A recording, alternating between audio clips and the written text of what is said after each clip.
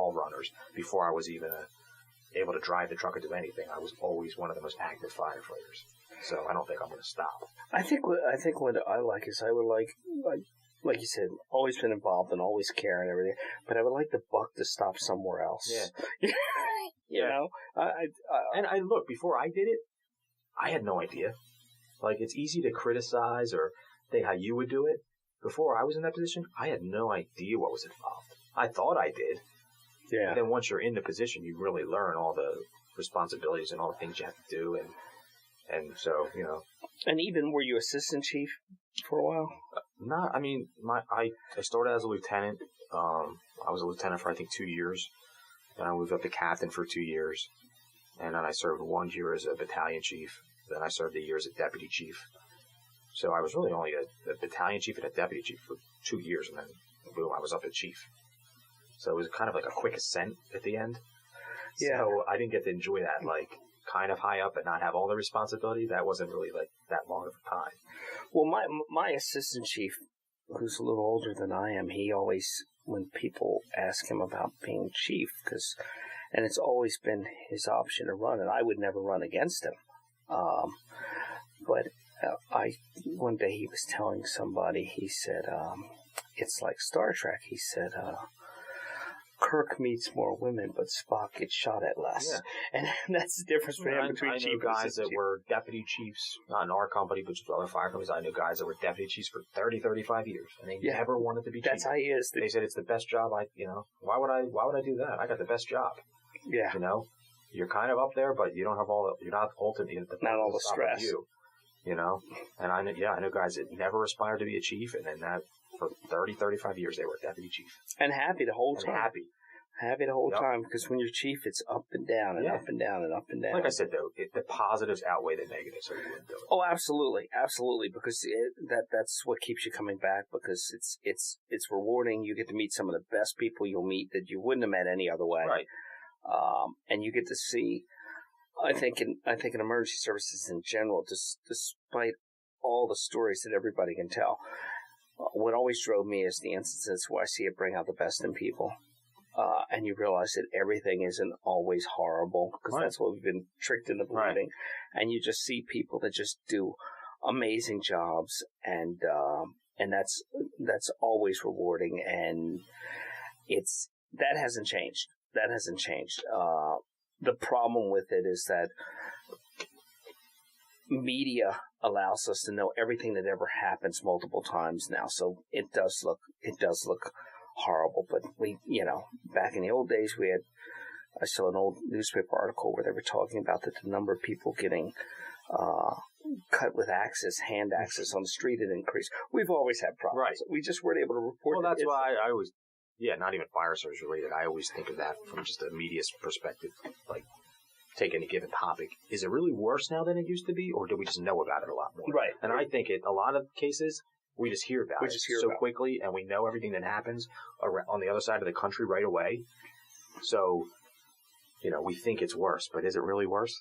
Right, and I wonder that a lot of times when I hear about... some things may be, but I think in a lot of cases it's because we perceive it to be worse. Well, it's like medicine. We hear about it. I wonder, do we have this many more instances of this, or are things being diagnosed different and caught that we would have just let go before? Right.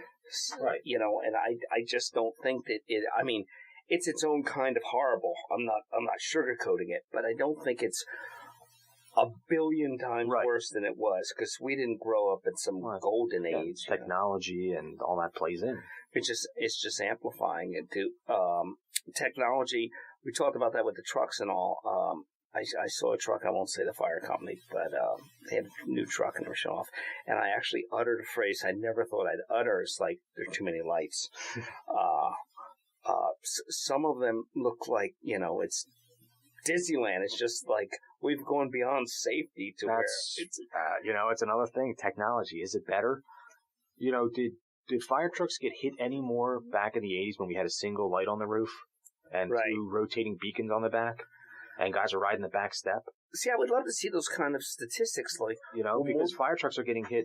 You hear, now does this happen more? Again, going back to that point, you hear about it more, but you hear all the time about fire trucks getting hit, distracted driving, and we have the brightest lights you can get. So maybe it's not the lights, maybe all those bright lights don't really matter in the end. I just kind of laugh when you look to our 1976 Mac first out pumper that had one red light on the roof, right, these slow blinky lights on the grill. That was it. And 2 lights in the back. And it turned it, seemed like it went one revolution per minute or something. And we never had any problems. And now you look at the new trucks, and the Chiefs truck that I drive, I mean, it's not, I wouldn't say it's excessive, but it's all LED, and you can't even look at it. But sometimes, bright. Yeah, and sometimes I see that a lot with law enforcement vehicles. You come around a corner, and when you come around a corner, it's so lit up on a dark, rainy night, black road, that the glare, it's almost unsafe to be that lit. Yeah. Is there anything you want to say to your members, residents of Fort Washington, or anything? No, I mean, like I said, the residents should just understand that. Don't drive in the water. Don't drive. Turn around. Don't drown. Yeah. It is a volunteer fire service, and that their taxes pay for. It's relatively small. It's a good value for what you pay in taxes versus the service you get. But it's like any other service they pay for. The taxes fund the mission, but we fund drive. We do have a fund drive for things because it's not just about fighting fires. You need people.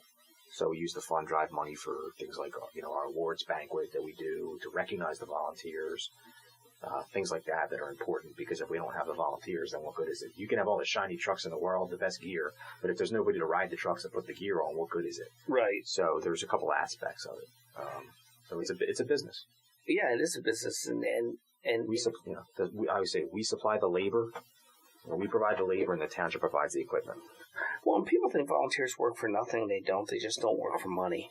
Right. They need some intrinsic value to what they do, and they need something, and they work cheap. Yeah, I mean, work for nothing. Like last night at the firehouse, we were at the firehouse, and we're cleaning all the equipment, we're running all the equipment, we're cleaning out the compartments, we're keeping everything in tip-top shape, and so, we had a barbecue dinner afterwards, and in the grand scheme of things, the cost of that is minuscule compared to the investment. So even though it's a minimum thing, I ask guys to give up a Monday night. They're at the firehouse for 3 hours. It's sweltering heat. They're sweating. Everybody's working hard. And so I pay them in barbecue.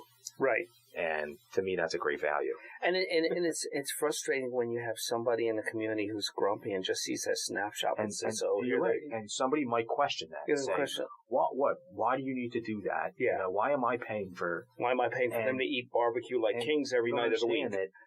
Right. And they just don't get that. That's nothing. It's a small price to pay for your safety, and because it all goes hand in hand. And if you don't have the volunteers, or people are disgruntled and they don't feel they're appreciated, they're not going to volunteer, and then what good is it?